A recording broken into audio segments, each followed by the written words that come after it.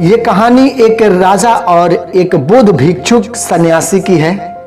सन्यासी तो बहुत से हुए, लेकिन ये बौद्ध भिक्षुक सबसे अलग थे। इनका नाम था बोध धर्म। इस कहानी की शुरुआत एक परेशान राजा से होती है।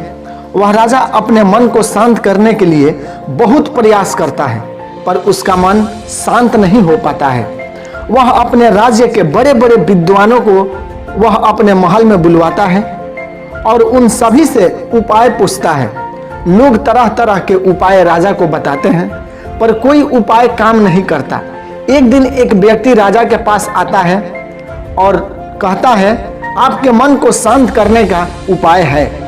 राजा उस व्यक्ति के बात से खुश हो जाता है और उस व्यक्ति से कहता है, यदि तुम ऐसा कर दिया तो मैं तुम्हें उतना धन दूंगा जो तुम जितना मांगोगे। राजा से कहता है वो व्यक्ति, मैं तो आपके मन को शांत नहीं कर सकता, पर एक सन्यासी है जो आपके मन को शांत कर सकता है। वह कोई आम सन्यासी नहीं है, वह बहुत पहुंचा हुआ सन्यासी है।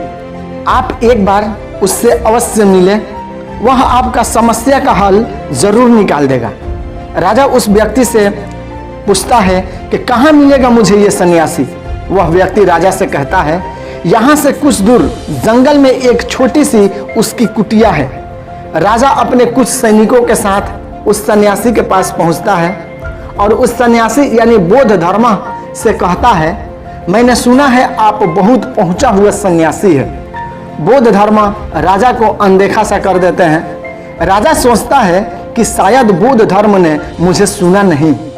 राजा फिर कहता है, मैंने सुना है आप बहुत पहुंचे हुए सन्यासी हैं, क्या आप मेरे समस्या का समाधान कर सकते हैं?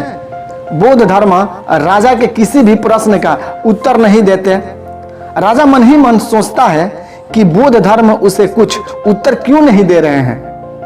अब राजा सीधे मुद्दे की बात पर आता है और राजा बौद्ध धर्म से पूछता है, क्या आप मेरे अशांत मन को शांत कर सकते हैं?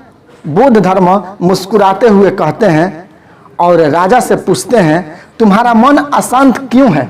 राजा कहता है, वैसे तो मेरे पास किसी भी चीज की कमी नहीं है। धन दौलत इतना है कि जिसका खुद मुझे अंदाजा नहीं। सभी सुख सुविधाएं हैं, लोगों के मन में मेरे आदर है। मैंने बहुत सारे दान पुण्य भी किए हैं, पर बस एक चीज की कमी है मेरे अंदर। मेरा मन अशांत रहता है। यदि ये कभी कभी शांत भी हो जाता है तो ये फिर से अशांत हो जाता है। क्या आप मेरे मन को शांत कर सकते हैं? मैं बड़ी आशा लेकर आपके पास आया हूं। बाकी तो मैं सब उपाय कर लिए हैं। बाकी आप ही मेरे अंतिम आशा हो। बौद्ध धर्म उस राजा से कहते हैं, बिल्कुल बिल्कुल मैं तुम्हारे मन को शांत कर सकता हूं। राजा बहुत खुश होता है और कहता है, उसके लिए मुझे क्या करना होगा? बौद्ध धर्म मुस्कुराते हैं और कहते हैं, कल सुबह तुम मेरे पास आना, पर ध्यान रहे अकेले आना। राजा कहता है, ठीक है, मैं कल सुबह आपके पास आ जाऊंगा। बौद्ध धर्म कहते हैं, पर एक बात और ध्यान रहे, अपने अशांत मन को अपने साथ लाना। यह सुनकर राजा चौंक जाता है और सोचता है, ये कैसी बात कह दी बौद्ध धर्म ने। राजा कहता है, आपने क्या कहा? जरा एक बार और कहे। फिर से बौद्ध धर्म कहते हैं, तुम कल सुबह जल्दी आना और अपने अशांत मन को अपने साथ लाना। कहीं ऐसा ना हो कि तुम अपने महल में ही छोड़ आओ। राजा सोचता है कि ये कोई पागल व्यक्ति है क्या, क्योंकि राजा के पास अब कोई विकल्प बचा ही नहीं था। इसलिए वो सोचता है कि एक बार प्रयास कर ही लेते हैं। अगले दिन राजा सुबह सुबह बौद्ध धर्म के पास पहुंचता है और कहता है, मैं आ गया। बौद्ध धर्म उस राजा से कहते हैं, तुम तो आ गए, लेकिन तुम्हारा अशांत मन कहाँ है? लाओ उसे मुझे दे दो, मैं अभी उसे शांत करके तुम्हें दे देता हूं। राजा कहता है, ये आप कैसे बातें कर रहे हैं? आप इतने पहुंचे हुए सन्यासी होकर ये भी नहीं जानते कि मन कोई ऐसी वस्तु नहीं जिसे उठाकर मैं दे दूं। मन तो मेरे भीतर है। बौद्ध धर्म उस राजा से कहते हैं, ठीक है, बैठ जाओ और अपने आंख बंद करके उस अशांत मन को अपने भीतर खोजो। राजा अपनी आंख बंद करके उस अशांत मन को अपने भीतर खोजने का प्रयास करता है। बहुत देर आंख बंद करके बैठे रहने के बाद बौद्ध धर्म राजा के कंधे पर हाथ रखकर कहते हैं, आंखें खोलो। राजा अपने आंख खोलता है। बौद्ध धर्म उसे राजा से पूछते हैं, क्या तुम्हें तुम्हारा अशांत मन मिला? राजा कहता है, नहीं। बौद्ध धर्म राजा से कहते हैं, कोई बात नहीं, अब तुम कल प्रयास करना, आज के लिए इतना खोज पर्याप्त थी। राजा अपने महल चला जाता है और फिर अगले दिन सुबह में बौद्ध धर्म के पास आता है और वैसे ही करता है जैसे कल बौद्ध धर्म ने बताया था।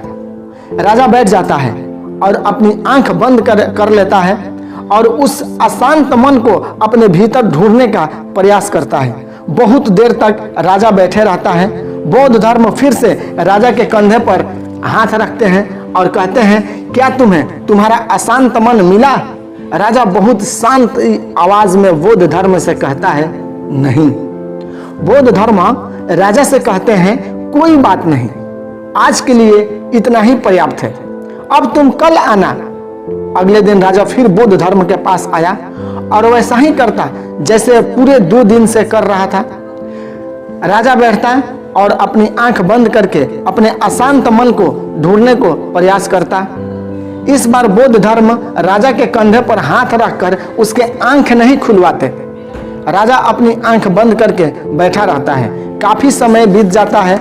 बौद्ध धर्म राजा के पास ही बैठे रहते हैं। पूरा दिन बीत जाता है, पूरी रात बीत जाती है, पर राजा आंखें बंद करके अपने उस अशांत मन को ढूंढ रहा होता है।